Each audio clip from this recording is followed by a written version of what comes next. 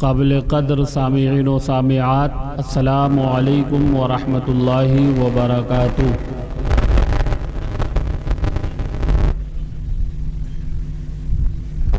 نعرہ تکبیر، نعرہ رسالت، علماء اہل سنت، سرکار کی آمد، دلدار کی آمد، آقا کی آمد، خواجہ کا ہندوستان۔ کہ آپ نے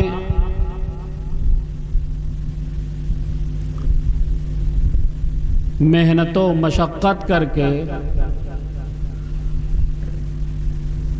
اپنے آقا صلی اللہ تعالی علیہ وسلم کی آمد کی خوشی کا اظہار بشکل جشن عید میلاد النبی صلی اللہ تعالی علیہ وسلم کیا۔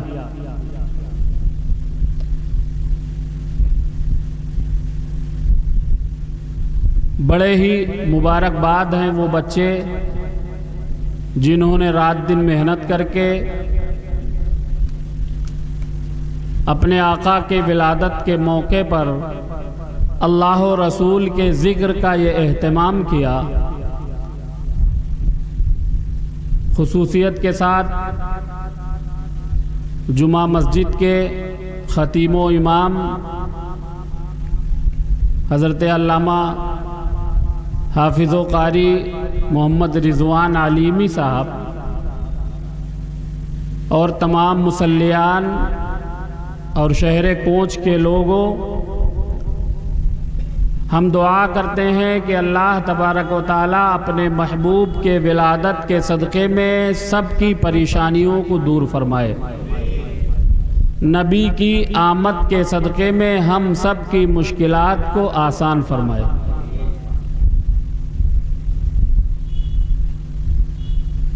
اور آمد مصطفیٰ صلی اللہ تعالی علیہ وسلم کے موقع پر اس محفل پاک میں ہم تمامی لوگ شرکت کر رہے ہیں۔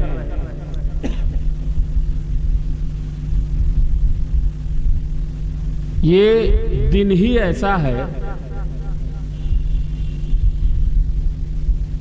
اخوت و محبت، بھائی چارہ، ایک دوسرے سے ملاقات، ایک دوسرے سے مبارکبادی لینے اور دینے کا دن ہے، ایک بڑوں سے دعا لینے، چھوٹوں سے شفقت کرنے کا دن ہے۔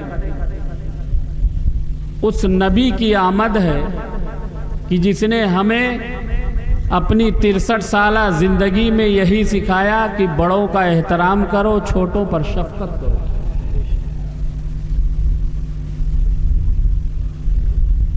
انہی پیغام کو عام کرنے کے لیے آپ نے علماء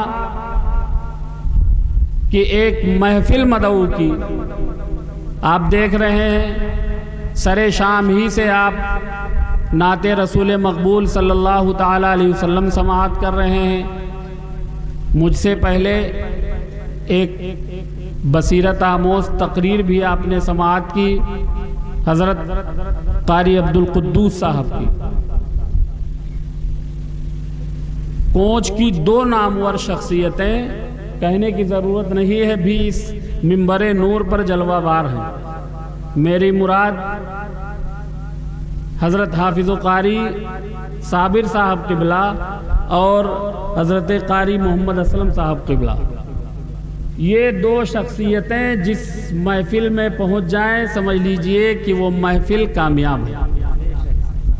دیگر اور علماء کرام، حضرت مولانا عمران صاحب بھی تشریف فرما ہیں، حافظ رضوان صاحب اور مولانا رضوان علیمی، حافظ طالب صاحب، دیگر کوچ کے حفاظ کرام بھی جلوہ فروز ہیں۔ ہم دعا کرتے ہیں کہ اللہ تبارک و تعالی اپنی ولادت کے صدقے میں ان علماء کی قدموں کی برکت سے اللہ رب العزت ہم سب کی زندگی کو شریعت مطہرہ پر زندگی گزارنے کی توفیق عطا فرمائے۔ پیارے، یہ میلاد کا موقع ہے اور میلاد کا جب موقع آتا ہے تو کچھ لوگوں کے ذہن میں ایسی باتیں آتی ہیں کہ ہم اسے کہتے ہیں عید میلاد النبی، ہے نا، جشن عید میلاد النبی۔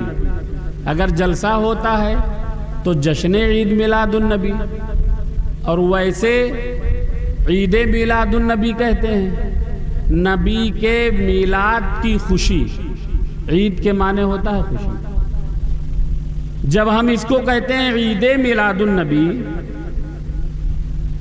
تو آدمی کہتا ہے کہ یار 2 ہی عیدیں تھیں، یہ تیسری کہاں سے لے آئے؟ یہ ذہن میں آتا ہے۔ ایک شاعر گزرے ہیں منظر چشتی، انہوں نے اس کا ایک نقشہ کھینچا ہے۔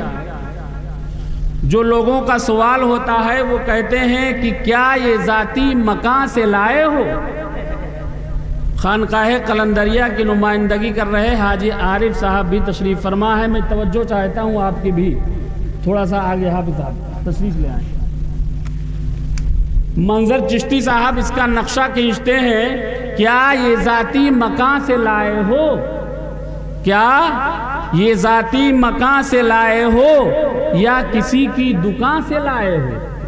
جو آپ کہتے ہیں عید میلاد النبی، کہتے ہیں کیا یہ ذاتی مکان سے لائے ہو یا کسی کی دکان سے لائے ہو؟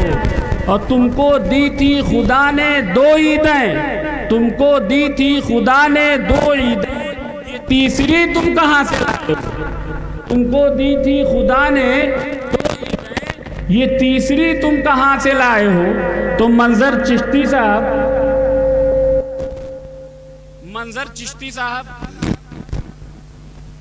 اچھا آپ مائک پر دھیان نہ دیجیے، ہم بولتے رہیں گے انشاءاللہ، ہے نا۔ اس لیے کہ پہلے جب مائک نہیں تھا تو بھی نبی کا ذکر ہوتا تھا، ہے نا۔ تو منظر چشتی صاحب اس کا جواب دیتے ہیں، جو منظر انہوں نے کھینچا ہے، جو سوال کیا ہے کہ کیا یہ ذاتی مکان سے لائے ہو یا کسی کی دکان سے لائے ہو، اور تم کو دی تھی خدا نے 2 عیدیں، یہ تیسری تم کہاں سے لائے ہو؟ تو منظر چشتی کہتے ہیں رحمت عالمی سے لائے، رحمت عالمی سے لائے ہیں، لا مکہ کے مکی سے لائے ہیں، رحمت عالمی سے لائے ہیں، لا مکہ کے مکی سے لائے ہیں، جن کے صدقے ملی ہیں 2 عیدیں، تیسری بھی وہیں سے لائے ہیں۔ جن کے صدقے ملی ہیں 2 عیدیں، تیسری بھی وہیں سے لائے ہیں۔ پیارے، آؤ ایک بار اپنے اور ساری کائنات کے مرکز عقیدت حضور رحمت للعالمین جناب محمد الرسول اللہ صلی اللہ تعالی علیہ وسلم کی بارگاہ بے کس پناہ میں درود و سلام کا نذران عقیدت پیش کریں اور پڑھیے بآواز بلند، اللہم صلی علی سیدنا مولانا محمد وسلم، صلاۃ و سلام علیکہ یا رسول اللہ صلی اللہ علیہ وسلم۔ حصول برکت کے لیے سرکار اعلیٰ حضرت کے بہت مشہور 2-3 شعر سن لیجئے۔ برکت کے لیے سرکار اعلیٰ حضرت اسی موقع کے تعلق سے کہتے ہیں، صبح طیبہ میں ہوئی بٹتا ہے باڑا نور کا، صبح طیبہ میں ہوئی بٹتا ہے باڑا نور کا، صدقہ لینے نور کا آیا ہے تارا نور کا، صدقہ لینے نور کا آیا ہے تارا نور کا، میں گدا تو بادشاہ بھر دے پیالہ نور کا، میں گدا تو بادشاہ بھر دے پیالہ نور کا، نور دن دونا تیرا دے ڈال صدقہ نور کا، نور دن دونا تیرا دے ڈال صدقہ نور کا۔ اور اعلیٰ حضرت ایک واقعے کی ترجمانی کر رہے ہیں، چاند جھک جاتا جدھر، میرے آقا صلی اللہ تعالی علیہ وسلم کا بچپنا تھا، حضرت حلیمہ سعدیہ کی گود میں میرے آقا صلی اللہ تعالیٰ علیہ وسلم ظاہری پرورش پا رہے تھے. حضرت حلیمہ کے سعدیہ کے گھر پہ تھے. حضرت حلیمہ سعدیہ نے میرے آقا صلی اللہ تعالیٰ علیہ وسلم کو دودھ پلایا اور آنگن میں سلا دیا کہ میرے آقا آنگن میں آرام فرما رہے تھے. حضرت حلیمہ سعدیہ دوسرا کام کرنے لگی. خیال آیا کہ دیکھیں محمد صلی اللہ علیہ وسلم سو رہے ہیں یا جاگ رہے ہیں. عورتوں کی یہ فطرت ہوتی ہے کہ جب بچوں کو ہلا پلا کے سلا دیتی ہیں, لٹا دیتی ہیں, تو بار بار دیکھتی ہیں کہ جگ رہا ہے میرا بچہ یا سو رہا ہے, کیا کر رہا ہے. حضرت حلیمہ سعدیہ بھی کہیں گھر میں کام کرتی ہیں, آنگن میں جھانک لیتی ہیں, دیکھ لیتی. تو حلیمہ سعدیہ فرماتی ہیں کہ جب میں نے آنگن میں دیکھا کہ دیکھیں محمد سو رہے ہیں یا جاگ رہے ہیں, تو فرماتی ہیں کہ میری نظر ایک بیگ آسمان پر گئی چاند کی طرف. تو میں نے چاند کو دیکھا کہ چاند کہیں دائیں جا رہا ہے, کہیں بائیں جا رہا ہے, کہیں پچھم جا رہا ہے, کہیں پورب جا رہا ہے. حضرت حلیمہ فرماتی ہیں کہ میرے حیرت کی انتہا نہیں رہی کہ مولا یہ میں زندگی میں کیا دیکھ رہی ہوں. چاند کو کبھی گردش کرتے ہوئے نہیں دیکھا, چاند کو کبھی ادھر ادھر ہوتے ہوئے نہیں دیکھا, چاند کو کبھی پورب پچھم اتر دکن سرکتے ہوئے نہیں دیکھا. مولا یہ معاملہ کیا ہے؟ آج چاند ادھر ادھر کیوں جھک رہا ہے؟ آج چاند گردش کیوں کر رہا ہے؟ آج چاند ادھر ادھر کیوں لٹک رہا ہے؟ تو حضرت حلیمہ سعدیہ فرماتی ہیں کہ جب میری نظر محمد صلی اللہ تعالی علیہ وسلم کی انگلی کی طرف گئی, جب محمد صلی اللہ تعالی علیہ وسلم پر میرے نظر ڈالا تو دیکھا آپ گہوارے میں آرام کر رہے ہیں اور آپ کی انگلی اٹھی ہوئی ہے. اگر مصطفیٰ کی انگلی پچھم جاتی ہے تو چاند پچھم جھک جاتا ہے, اگر مصطفیٰ کی انگلی پورب جاتی ہے تو چاند پورب جھک جاتا ہے, اگر مصطفیٰ کی انگلی اتر جاتی ہے تو چاند اتر جھک جاتا ہے, اگر مصطفیٰ کی انگلی دکھن جاتی ہے تو چاند دکھن جھک جاتا ہے. اعلیٰ حضرت بول پڑے چاند جھک جاتا جدھر, انگلی اٹھاتے مہد میں کیا ہی چلتا تھا اشاروں پر کھلونا نور کا. نعرہ رسالت, جشن عید میلاد النبی, عشق محبت عشق محبت, نعرہ تکبیر, نعرہ رسالت. سبحان اللہ سبحان اللہ. اور وہ مشہور زمانہ شعر جو اعلیٰ حضرت نے کہا ہے اہل بیت کے تعلق سے کہ تیری نسل پاک میں ہے بچہ بچہ نور کا, تو ہے عین نور, تیرا سب گھرانہ نور کا. اور اخیر میں فرماتے ہیں اے رضا یہ احمد نوری کا فیض نور ہے. مارہرہ شریف کی طرف اشارہ ایک طرف اور دوسری طرف آقا صلی اللہ تعالیٰ علیہ وسلم. میرے آقا کے دو نام ذاتی, آسمان پہ احمد اور زمین پہ محمد صلی اللہ تعالی وسلم. حضرت عیسیٰ علیہ القرآن میں آیا حضرت عیسیٰ نے جو سرکار کی بشارت دیا تھا وہ احمد کے ذریعے, من بعد اسمہ احمد, میرے بعد تشریف لائیں گے ان کا نام احمد ہوگا. اور زمین پر میرے آقا کا نام محمد ہے. اللہ رب العزت قرآن میں کہا ہے ما کان محمد ابا احد من رجالکم. بے شک سبحان اللہ. تو اعلیٰ حضرت ان دونوں نسبتوں کی طرف اشارہ کرتے ہوئے کہتے ہیں اے رضا یہ احمد نوری کا فیض نور ہے. بے شک ہو گئی میری غزل بڑھ کر قصیدہ نور کا, ہو گئی میری غزل بڑھ کر قصیدہ نور کا. آؤ ایک مرتبہ پھر اپنے آقا کی بارگاہ میں درود و سلام کا نذرانہ پیش کریں. اللہم صلی علی سیدنا مولانا محمد بارک وسلم صلاۃ و سلاما علیک یا رسول اللہ صلی اللہ تعالی علیہ وسلم. پیارے, میں نے قرآن حکیم کی بہت ہی مشہور آیت کریمہ تلاوت کی ہے جس کو آپ مجھ سے پہلے سن چکے ہیں. یہی سے تھوڑا سا اٹھانا ہے. قد جاءکم من اللہ نور. اللہ رب العزت نے سب سے پہلے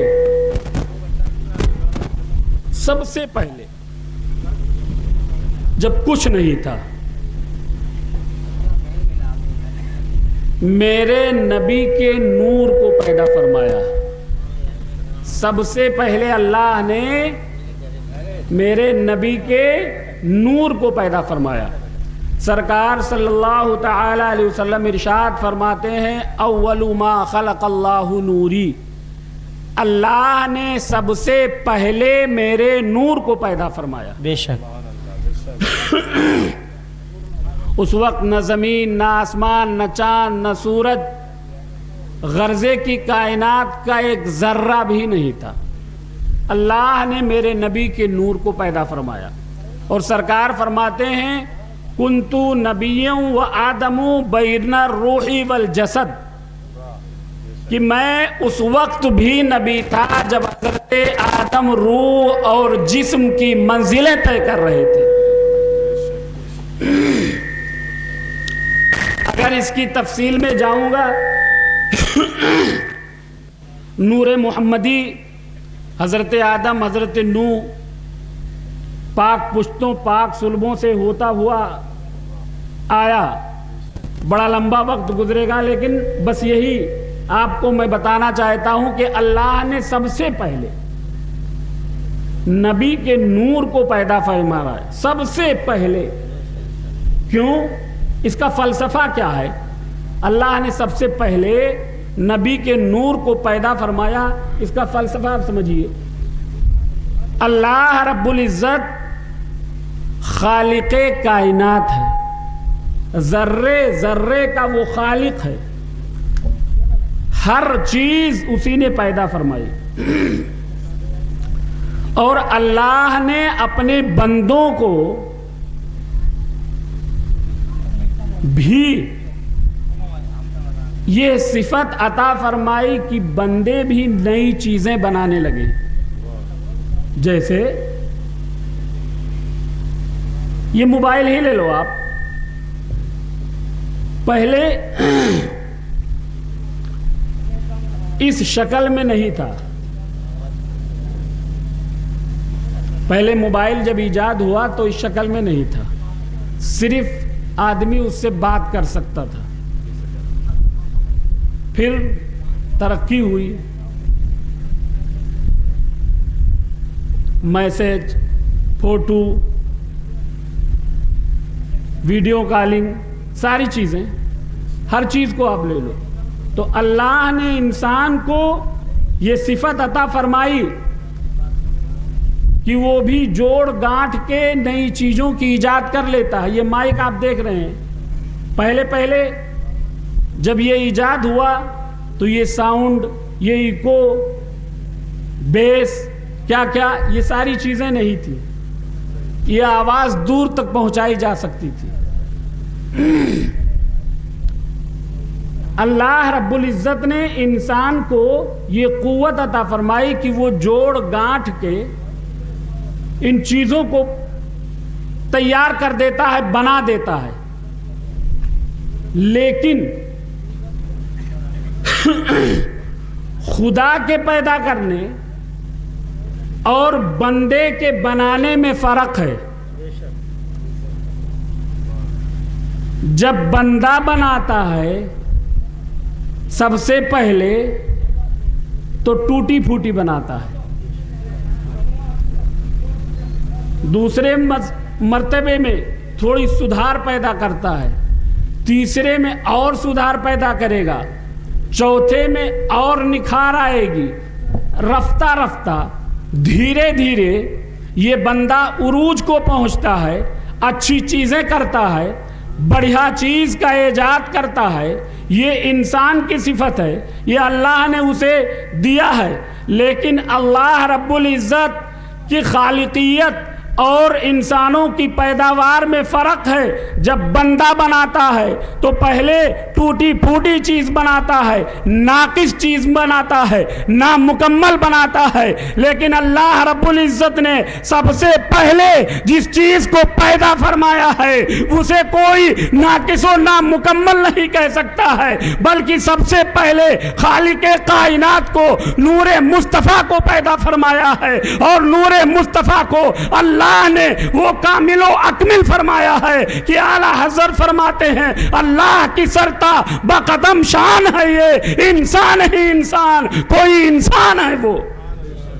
تو جب انسان بناتا ہے، انسان کوئی چیز بناتا ہے تو ٹوٹا پھوٹا بناتا ہے، انسان کسی چیز کی ایجاد کرتا ہے تو ناقص و نامکمل کرتا ہے، لیکن اللہ رب العزت جب پیدا فرماتا ہے تو کائنات میں سب سے اعلیٰ کو پیدا فرماتا ہے، کائنات میں سب سے افضل کو پیدا فرماتا ہے۔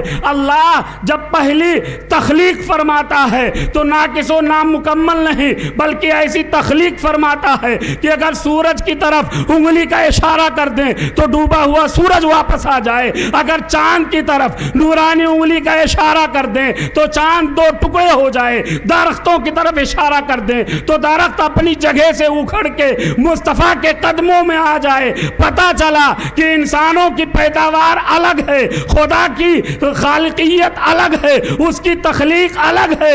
اللہ رب العزت جو سب سے پہلے پیدا فرماتا ہے تو مصطفیٰ جان رحمت کو پیدا فرماتا ہے۔ اب اگر کوئی مصطفیٰ کے اندر نقص نکالتا ہے تو یقیناً وہ مصطفیٰ کے اندر عیب نہیں نکالتا بلکہ خدا کی خالقیت میں عیب نکالتا ہے، خدا کی جو ہے خالقیت میں عیب نکالتا ہے، خدا کی تخلیق میں عیب نکالتا ہے۔ اور اللہ رب العزت نے یہ اشارہ بھی فرما دیا ہے کہ اے بندو جب تم کوئی چیز ایجاد کرتے ہو تو ایک مرتبے میں کامل و اکمل نہیں کر سکتے، لیکن جب میں کسی چیز کو پیدا کرتا ہوں تو دیکھو نور محمدی صلی اللہ تعالیٰ علیہ وسلم کو سب سے پہلی تخلیق جب میں نے اپنے محبوب کو پیدا کیا، اب اس کے بعد کائنات کا کوئی ذرہ نہیں ہے جو ان سے نظریں ملا سکے، کائنات کا کوئی چپا نہیں ہے جو مصطفیٰ کا جواب لا سکے۔ جب میں نے پہلے اور نور محمدی کو پیدا فرما دیا، ایسا پیدا فرمایا ہے کہ اب ان جیسا کوئی دنیا میں آ ہی نہیں سکتا ہے۔ تو پیارے اللہ رب العزت کی تخلیق اور انسانوں کی پیداوار میں فرق ہے۔ الغرض اللہ رب العزت نے اپنے محبوب کو پیدا فرمایا اور یہ اشارہ فرما دیا کہ اے لوگو اب ماہ منیر کو نہ دیکھو، چاند کو نہ دیکھو بلکہ مصطفیٰ کا تلوہ دیکھو۔ اگر تمہیں میری خالقیت کا کمال دیکھنا ہے تو مصطفیٰ جان رحمت کا تلوہ دیکھو۔ اگر مصطفیٰ کے تلوے تک پہنچ جاؤ گے تو یقیناً میری بارگاہ تک بھی پہنچ جاؤ گے۔ سرکار اعلیٰ حضرت فرماتے ہیں بخدا خدا کا یہی ہے در، نہیں اور کوئی مفر مکر، جو یہاں سے ہو جو وہاں سے ہو یہیں آ کے ہو، جو یہاں نہیں تو وہاں نہیں۔ تو پیارے اللہ رب العزت نے سب سے پہلے نور محمدی صلی اللہ تعالیٰ علیہ وسلم کو پیدا فرمایا، اور اللہ رب العزت نے میرے نبی صلی اللہ تعالیٰ علیہ وسلم کو پیدا فرما کے کائنات پر احسان فرمایا ہے۔ اور اس کا ایک فلسفہ میں اور بتاؤں، اللہ رب العزت نے اپنے محبوب کو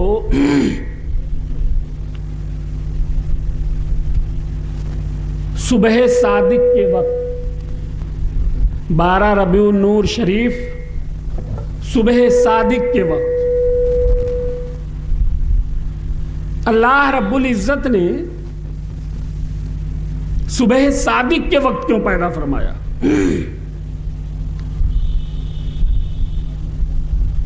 آپ یوں سمجھیں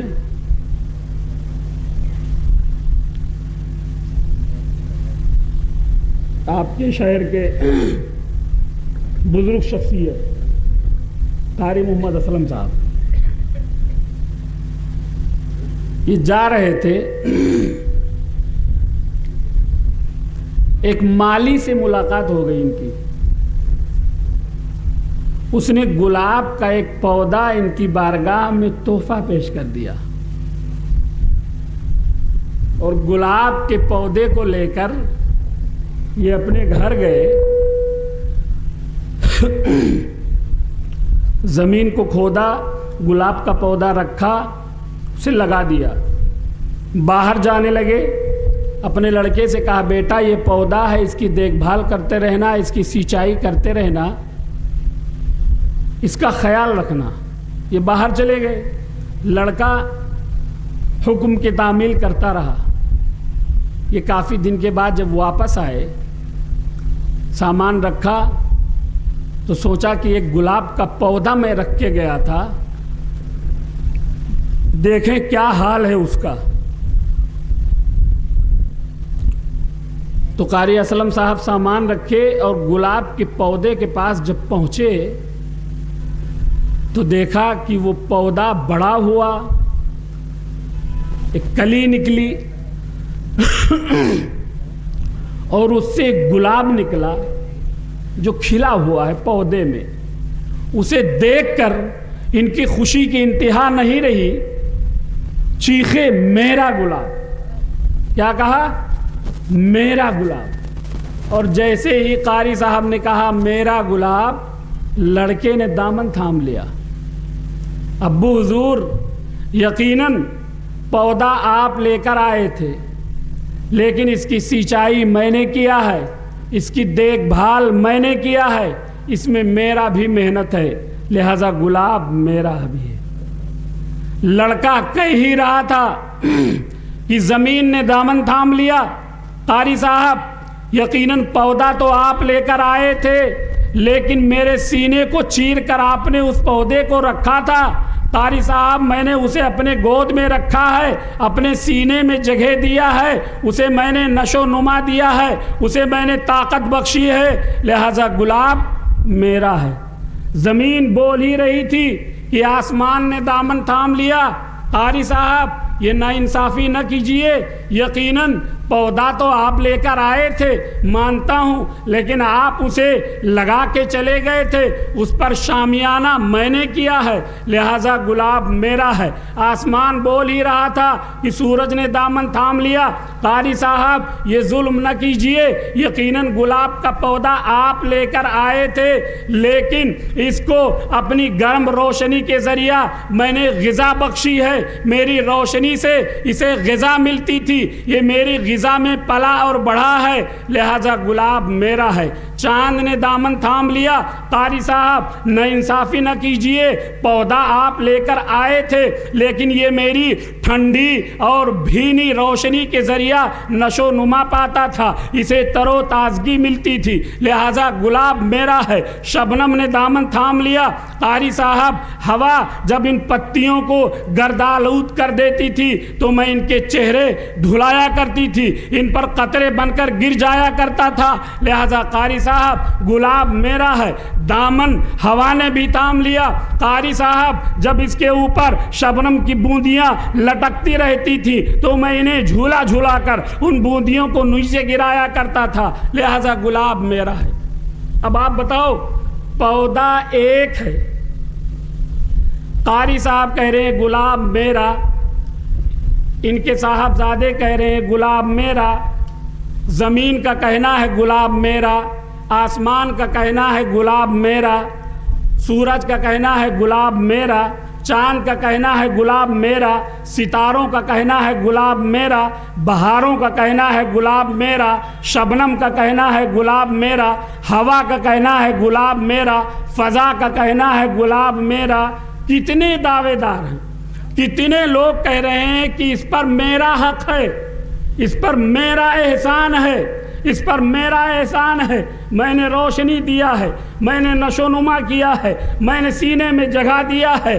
تو پیارے، اللہ رب العزت نے اپنے محبوب کو ایسے وقت میں پیدا فرمایا، نہ رات کا اندھیرا ہو، نہ دل کا اجالا ہو، نہ رات یہ کہہ سکے اے مصطفیٰ آپ میری اندھیری میں آئے ہیں، نہ چاند یہ کہہ سکے مصطفیٰ آپ میری روشنی میں آئے ہیں، نہ سورج یہ کہہ سکے مصطفیٰ آپ میری روشنی میں آئے ہیں، بلکہ اللہ نے صبح صادق کے وقت محبوب کو بھیج کے یہ اعلان کر دیا دیا، اے رات تو جاتے جاتے چہرے مصطفیٰ کی زیارت کر لے، اے دن تو آتے آتے چہرے مصطفیٰ کی زیارت کر لے۔ تو اللہ نے اپنے محبوب کو صبح صادق کے وقت مکہ شریف میں پیدا فرمایا۔ مکہ شریف میں تو اللہ نے اپنے محبوب کو مکہ میں کیوں پیدا فرمایا؟ مکہ شریف یہ عرب سنگلاخ پتھریلی، جہاں پانی کی قلت، کھیتی نہیں، ہریالی نہیں۔ ہم کہتے ہیں کہ اللہ کے سب سے چہیتے محبوب، نبیوں کے سردار، افضل و اعلیٰ مولا، سرزمین ایسی کہ جہاں پانی کا نام و نشان نہ ہو، سرزمین ایسی کہ جہاں ہریالی نہ ہو، پتھریلی زمین، سنگلاخ زمین، مولا اپنے سب سے چہیتے بندے اپنے محبوب کو بھیجنا تھا تو مصر میں بھیج دیتا، اتنا سرسبز و شاداب سرزمین مصر۔ مولا اگر اپنے محبوب کو بھیجنا تھا ملک شام میں بھیج دیتا، انبیاء کا مسکن ہے، نہ جانے کتنے انبیاء اس سرزمین پر تشریف لائے، تو مولا یہ سب سے افضل نبی تیرے محبوب مصر کے سرسبز و شاداب زمین پر بھیج دیتا، ملک شام میں بھیج دیتا، کسی اور اچھے ملک میں بھیج دیتا، لیکن مولا تو نے ملک عرب ریگستانی پتھریلی زمین پر اپنے محبوب کو بھیجا۔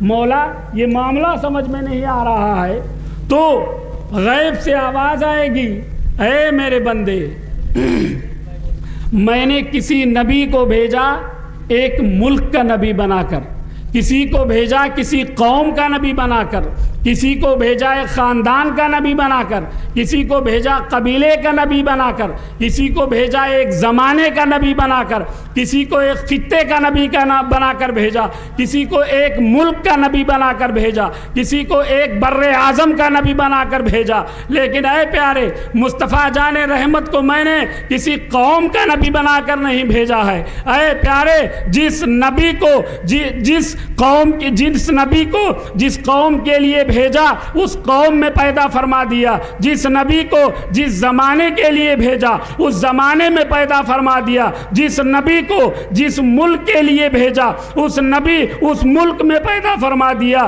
اور جس نبی کو جس قبیلے کے لیے بھیجا اس قبیلے میں پیدا فرما دیا، جس نبی کو جس خاندان کے لیے بھیجا اس خاندان میں پیدا فرما دیا، جس نبی کو جس جگہ کے لیے بھیجا وہاں پیدا فرما دیا۔ لیکن جب میں نے اپنے محبوب کو بھیجا تو کسی ایک ملک کے لیے نہیں بھیجا، کسی ایک قوم کے لیے نہیں بھیجا، کسی ایک زمانے کے لیے نہیں بھیجا، کسی ایک خاندان کے لیے نہیں بھیجا، کسی ایک قبیلے کے لیے نہیں بھیجا، بلکہ مصطفیٰ جان رحمت کو کائنات کے ذرے ذرے کے لیے نبی بنا کر بھیجا، اور جو کائنات کا نبی ہوگا پوری دنیا کا نبی ہوگا وہ بیچوں بیچ میں ہوگا، مرکز میں ہوگا، سینٹر میں ہوگا، اور پیمائش کر کے دیکھ لو شہر مکہ دنیا کا بیچوں بیچ حصہ ہے، لہٰذا اے لوگوں میں نے اپنے محبوب کو دنیا کے بیچوں بیچ میں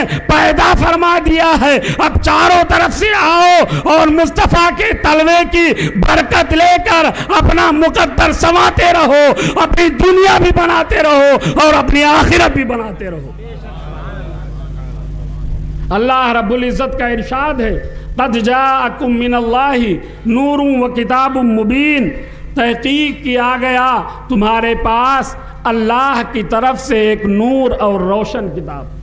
دعا ہے کہ اللہ تبارک و تعالی ہم تمامی حضرات کو مصطفیٰ جان رحمت صلی اللہ تعالی علیہ وسلم کے ولادت کے صدقے میں دنیا میں بھی ایمان کے ساتھ رکھے، اور جب خاتمہ فرمائے تو ایمان پر خاتمہ فرمائے۔ وآخر دعوانا ان الحمد للہ رب العالمین استغفر اللہ ربی من کل ذنب واتوب الیہ اشہد ان لا الہ الا اللہ واشہد ان محمدا عبدہ ورسولہ۔ السلام علیکم ورحمۃ اللہ وبرکاتہ۔